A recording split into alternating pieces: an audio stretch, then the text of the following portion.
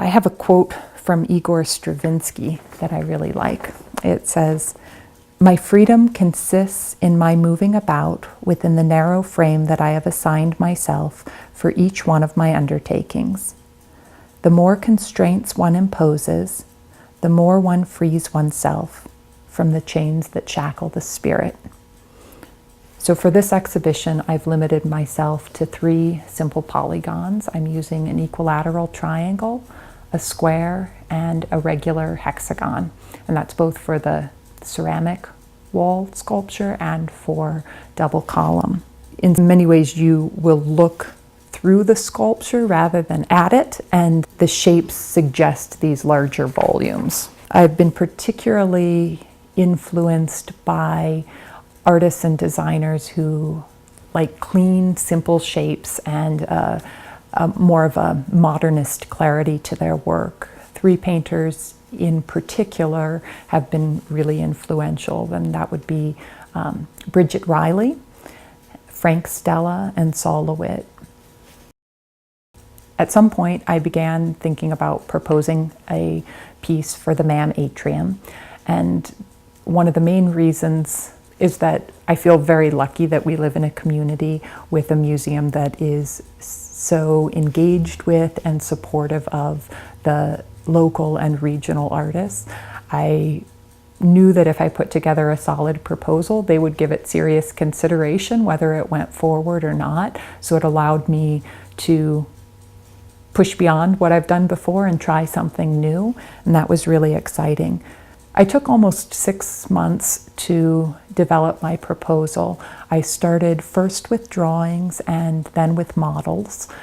Originally, I anticipated that it would be a ceramic piece because all of the projects that I've done have always been ceramics, but through the drawings and then through the models, I started to realize that that might not be the best material, mostly because of the 2 properties of ceramics, that it's brittle and it's fragile, and in using that scale, the sculpture is going to be over 25 feet tall, 7 feet wide, 3.5 feet deep. It just seemed like I was introducing an element that was going to be very difficult to work with. So I switched to my first non-clay project, which is this aluminum tubing.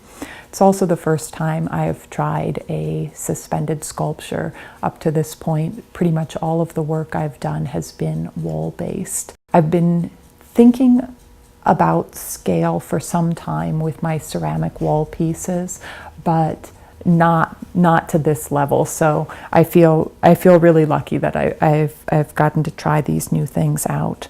At the same time that DoubleColumn is in the large atrium at the Missoula Art Museum, I will have another piece, a ceramic wall sculpture, hanging in the adjacent gallery.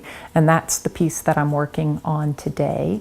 It's from a series titled Crystallography that I've been working on since 2012. And all of the pieces in this series are made up of these 12-inch long ceramic canes that are trapezoidal in cross section, and they're combined into a network of geometric shapes.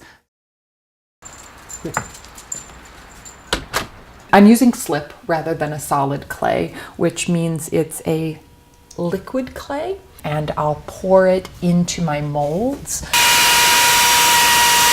I sieve it.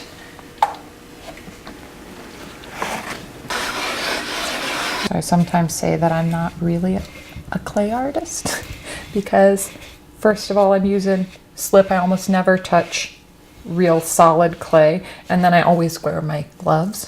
And you have to have the 2 holes, one for pouring in and one for the air to escape. So this is a nice one to see inside of, and you can see actually how that skin has built up on the sidewall there. The plaster is shockingly heavy to carry around with the liquid clay inside. This is a drawing for the show. And then next to it, I have kind of a funny photograph of my daughter. Across the street from our house is this climbing structure that is all geometric shapes. Their simplicity by being layered, all these layers, becomes really complex. You know, it's really interesting and it's kind of hard to figure out. So, oh, there. And then I use my little hole cutter. Yeah. Getting used to using this tool, and then also because being in this squatted over position all of the time is pretty tiring on your body. So I'm kind of doing half days in here, folding it over and then threading it through this and then crimping it down into place. And they come together in groups of 4, 6, 7 of them coming together. So you give it 3 crimps each time.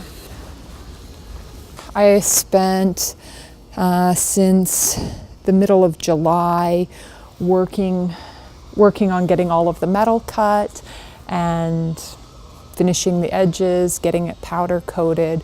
If you look at the sculpture over here, the model, it's a series of interlocking spheres or globes. So I'm calling, even though this isn't really a sphere, that's what I'm calling it. And I'm calling it double column because it's 2 columns of the interlinking spheres that are connected there. There's the square, triangle, and a hexagon. I want to use really simple elements and a really clean design that still has complexity built into it.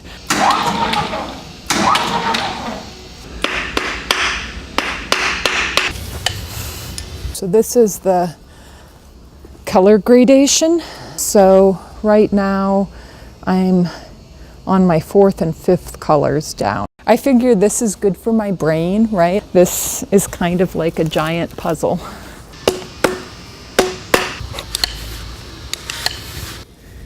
First day I got home from doing this, my fingers were so sore from shoving this cable in. You want to roll the card out? Okay, down. All right, there.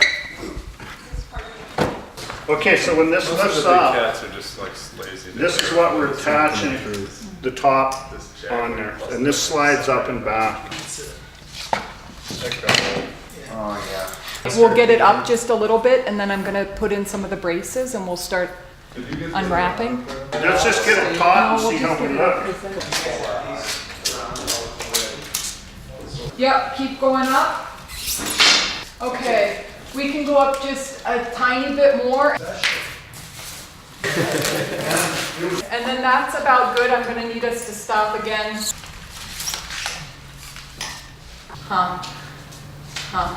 Okay, just be careful, Steve and John here. Yeah, it's getting heavy, man. I don't like the stretch on this. We can put a lock on the back. Ready, lads? Is everyone ready for the pull? 1, 2, 3. Upward. Higher? A little bit higher. Everyone. 1, 2, 3. We're all at the end of our rope. Everybody pull up. There. We're over. We're on. Got it. We're on. Tighten it. All right, hey, everybody focus a minute. We're all going to have to go up a little bit. You're there. Got it. It's on. Got it.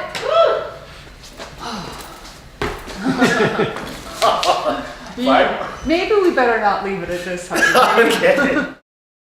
The space is attractive for a number of reasons. First of all, there's all of the natural light. So when you enter MAM, the first thing you see is that grand atrium there, which soars 40 feet high, and it has the skylight from above that filters down all of the light. And then below you have the windows with the front door that bring the light from below. And then as you walk up to the different levels of the museum, you get to view the sculpture from those various points as well. The intent is to envelop the viewer in an experience that gradually unfolds over this large space.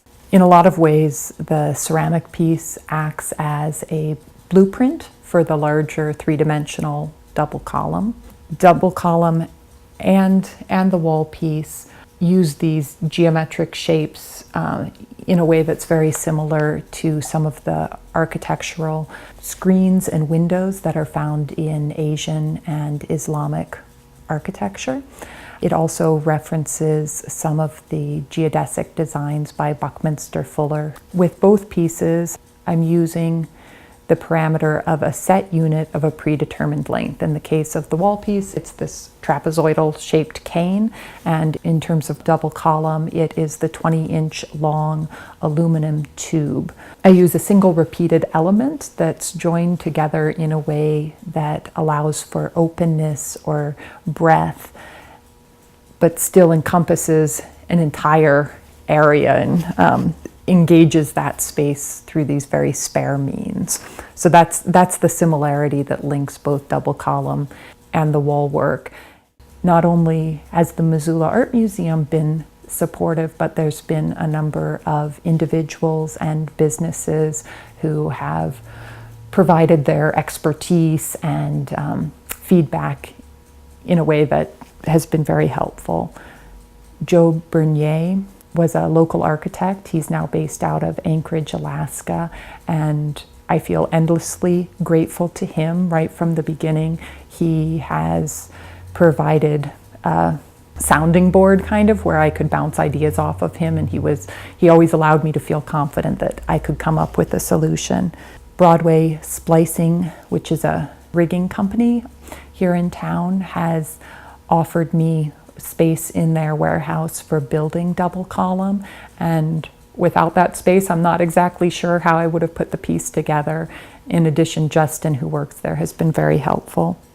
Logan Photography has been documenting the process on almost a weekly basis since I started the construction of double column, and Logan Castor Parson is just a fantastic photographer. The Montana Arts Council has given me a grant that will allow us to do an exhibition catalog, and the Paul Allen Family Foundation has also generously provided funding for the exhibition. So I'm pretty lucky. And it's your first large piece? It is my first large piece, yeah. So it came together. It was fun. You're happy with it? I am pretty happy with it, yeah.